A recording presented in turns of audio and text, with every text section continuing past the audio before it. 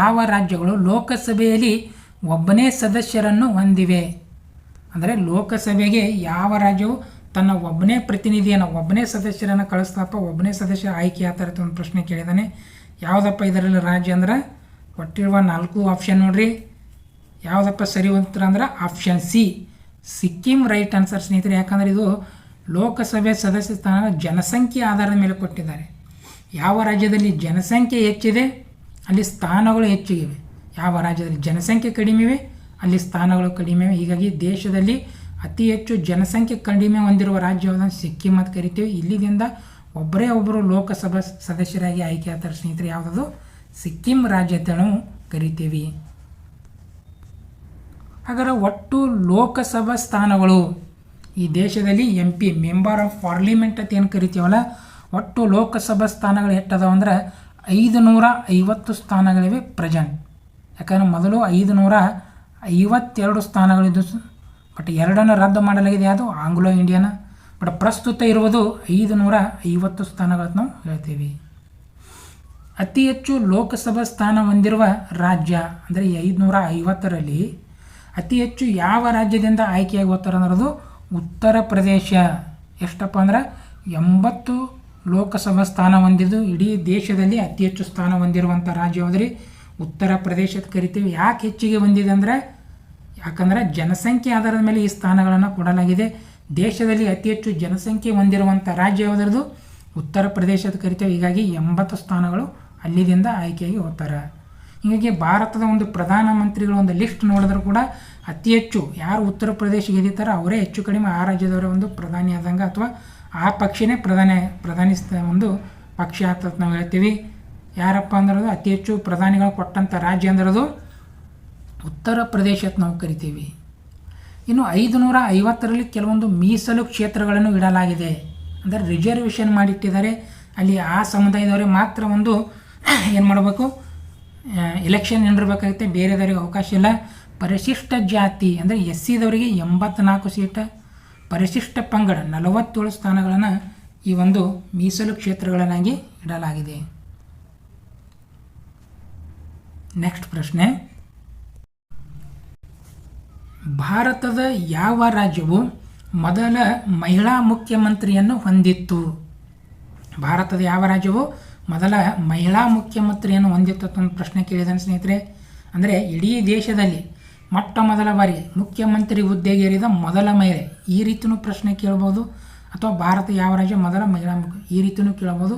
But ಎರಡೂ ಒಂದೇ ಅರ್ಥ ನಮಗೆ ಗೊತ್ತಿರಬೇಕು ಸ್ನೇಹಿತರೆ. ಹಾಗಾದರೆ ಯಾವ ರಾಜ್ಯ ಅಂದ್ರೆ ಕೊಟ್ಟಿರುವಂಥ ಆಪ್ಷನ್ ನೋಡಿರಿ, ಸರಿ ಉತ್ತರ ಬಂದುಬಿಟ್ಟು ಆಪ್ಷನ್ ಎ ಇದೆಯಲ್ಲ, ಉತ್ತರ ಪ್ರದೇಶ. ಇಡೀ ದೇಶದಲ್ಲಿ ಅತಿ ಹೆಚ್ಚು ಜನಸಂಖ್ಯೆ, ಅತಿ ಹೆಚ್ಚು ಲೋಕಸಭಾ ಸ್ಥಾನ ಹೊಂದಿರುವಂಥ ರಾಜ್ಯ ಉತ್ತರ ಪ್ರದೇಶವು ಈ ದೇಶದಲ್ಲಿ ಮೊಟ್ಟ ಮೊದಲ ಮಹಿಳಾ ಮುಖ್ಯಮಂತ್ರಿಯನ್ನು ಹೊಂದಿದಂಥ ಒಂದು ರಾಜ್ಯ ಅಂತ ನಾವು ಕರಿತೇವೆ ಸ್ನೇಹಿತರೆ.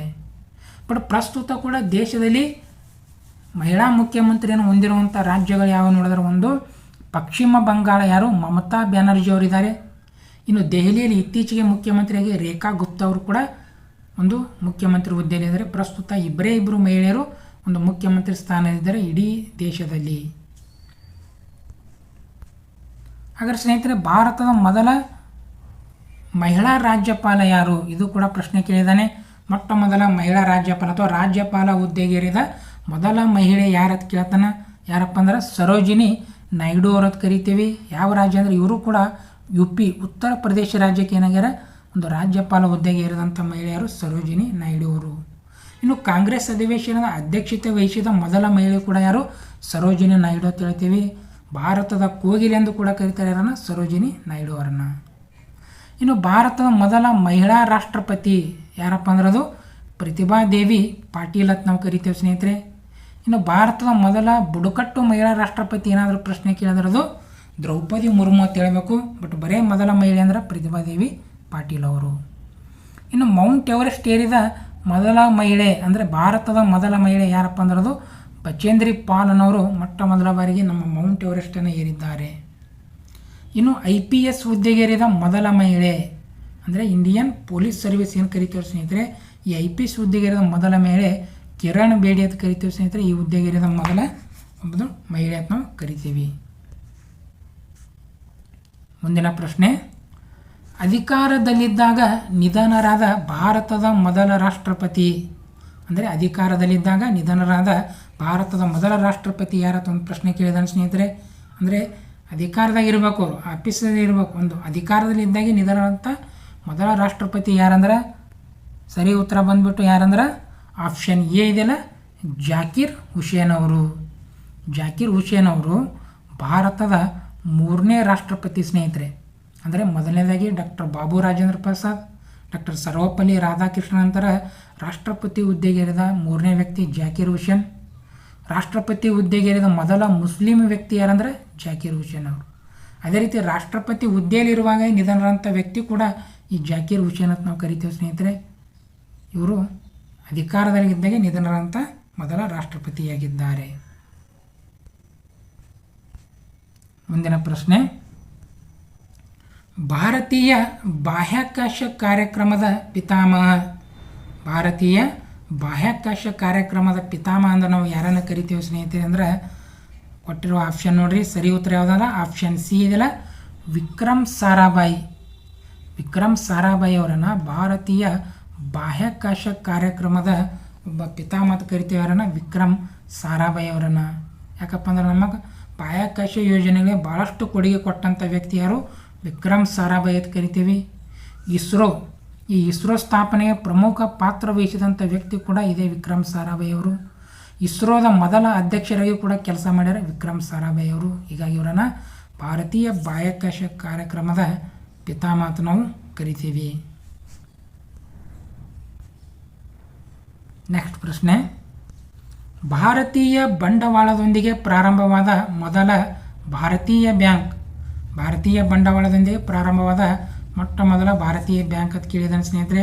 4 ಭಾರತದ ಬ್ಯಾಂಕ್ಗಳು ಕೊಟ್ಟಿದ್ದಾನೆ ಆಪ್ಷನ್ದಲ್ಲಿ, ಬಟ್ ಮೊಟ್ಟ ಮೊದಲು ಯಾವುದಾದ್ರು ಕ್ವಶನ್ ಕೇಳಿದ್ದಾನೆ. ಇದಕ್ಕೆ ಸರಿ ಉತ್ತರ ಆಪ್ಷನ್ ಸಿ ಇದೆಯಲ್ಲ, ಪಂಜಾಬ್ ನ್ಯಾಷನಲ್ ಬ್ಯಾಂಕ್. PNB ಅಂತ ಕರಿತೀವಲ್ಲ, ಪಂಜಾಬ್ ನ್ಯಾಷನಲ್ ಬ್ಯಾಂಕ್ ಇದೆ ಸ್ನೇಹಿತರೆ. ಇದು ಭಾರತದಿಂದ ಅಥವಾ ಭಾರತೀಯರಿಂದ ಸಂಪೂರ್ಣವಾಗಿ ಭಾರತೀಯ ಬಂಡವಾಳದೊಂದಿಗೆ ಪ್ರಾರಂಭವಾದಂಥ ಮೊಟ್ಟ ಮೊದಲ ಬ್ಯಾಂಕ್ ಪಂಜಾಬ್ ನ್ಯಾಷನಲ್ ಬ್ಯಾಂಕ್ ಅಂತ ಕರಿತೀವಿ. 1894ರಲ್ಲಿ ಪ್ರಾರಂಭ ಮಾಡಲಾಗಿದೆ ಸ್ನೇಹಿತರೆ. ಇದನ್ನು ಪ್ರಾರಂಭ ಮಾಡಿದವರು ಪಂಜಾಬಿನ ಸಿಂಹ, ಪಂಜಾಬಿನ ಕೇಸರಿ ಅಂತ ಕರಿತೀವಲ್ಲ, ಲಾಲಾ ಲಜಪತ್ ರಾಯ್ ಅವರು ಈ ಬ್ಯಾಂಕನ್ನು ಪ್ರಾರಂಭ ಮಾಡಿದರು. ಇದು ಸಂಪೂರ್ಣ ಭಾರತೀಯರ ನಿಯಂತ್ರಣಕ್ಕೊಳಪಟ್ಟ ಮೊಟ್ಟ ಮೊದಲ ಬ್ಯಾಂಕ್ ಅಂತ ಕರಿತೀವಿ, ಪಂಜಾಬ್ ನ್ಯಾಷನಲ್ ಬ್ಯಾಂಕ್ ಅಂತ ನಾವು ಕರಿತೀವಿ. ದಕ್ಷಿಣ ರೈಲ್ವೆಯ ಪ್ರಧಾನ ಕಚೇರಿ. ದಕ್ಷಿಣ ರೈಲ್ವೆಯ ಪ್ರಧಾನ ಕಚೇರಿ ಸ್ನೇಹಿತರೆ, ಭಾರತದಲ್ಲಿ ಪ್ರಮುಖವಾಗಿ ಎಷ್ಟು ಒಂದು ರೈಲ್ವೆ ವಲಯಗಳು ಮಾಡಿವೆ ಸ್ನೇಹಿತರೆ. ಅದರಲ್ಲಿ ದಕ್ಷಿಣ ರೈಲ್ವೆ ಅಂತ ಕೇಳಿದ್ದಾನೆ. ದಕ್ಷಿಣ ರೈಲ್ವೆ ಒಂದು ಹೆಡ್ ಕ್ವಾರ್ಟರ್ಸ್ ಎಲ್ಲಿದೆ ಅಂದರೆ ಅದು ಆಪ್ಷನ್ ಡಿ ಇದೆಯಲ್ಲ, ಚೆನ್ನೈನಲ್ಲಿ. ಏನು ತಮಿಳುನಾಡಿನ ರಾಜಧಾನಿಯಾದಂಥ ಚೆನ್ನೈದಲ್ಲಿ ದಕ್ಷಿಣ ರೈಲ್ವೆಯ ಒಂದು ಪ್ರಧಾನ ಕಚೇರಿ ಮಾಡಿವೆ ಸ್ನೇಹಿತರೆ. ಎಲ್ಲ ದಿಕ್ಕಿಗೊಂದು ಸ್ನೇಹಿತರೆ. ದಕ್ಷಿಣ ರೈಲ್ವೆದು ಚೆನ್ನೈ ಮಾಡಿದ್ರೆ, ಉತ್ತರ ರೈಲ್ವೆದು ದೆಹಲಿ, ಪೂರ್ವ ರೈಲ್ವೆದು ಕಲ್ಕತ್ತಾ, ಪಶ್ಚಿಮ ರೈಲ್ವೆದು ಮುಂಬೈ ಅಂತ ಕರಿತೀವಿ ಸ್ನೇಹಿತರೆ. ಈ ರೀತಿ ಮುಖ್ಯವಾಗಿ 4 ಅದಕ್ಕೆ ಸಬ್ ವಲಯಗಳು ಮಾಡಿವೆ. ಈ ರೀತಿ ಭಾರತದಲ್ಲಿ ಹಲವಾರು ರೈಲ್ವೆ ವಲಯಗಳು ಸ್ನೇಹಿತರೆ. ನಮಗೆ ಗೊತ್ತಿರಬೇಕು, ದಕ್ಷಿಣ ರೈಲ್ವೆಯ ಪ್ರಧಾನ ಕೇಂದ್ರ ಕಚೇರಿ ಚೆನ್ನೈದಲ್ಲಿದೆ. ದಕ್ಷಿಣ ರೈಲ್ವೆ ಒಂದು ಪ್ರಧಾನ ಕಚೇರಿ ಅಂತ ನಾವು ಕರಿತೀವಿ. ಇನ್ನು ಭಾರತದ ಹೈಕೋರ್ಟಿನ ಮೊದಲ ಮಹಿಳಾ ಮುಖ್ಯ ನ್ಯಾಯಾಧೀಶರು. ಭಾರತದ ಹೈಕೋರ್ಟಿನ ಮೊದಲ ಮಹಿಳಾ ಮುಖ್ಯ ನ್ಯಾಯಾಧೀಶರು ಸ್ನೇಹಿತರೆ. ಪ್ರಶ್ನೆಯನ್ನು ಕರೆಕ್ಟಾಗಿ ನೋಡಬೇಕು.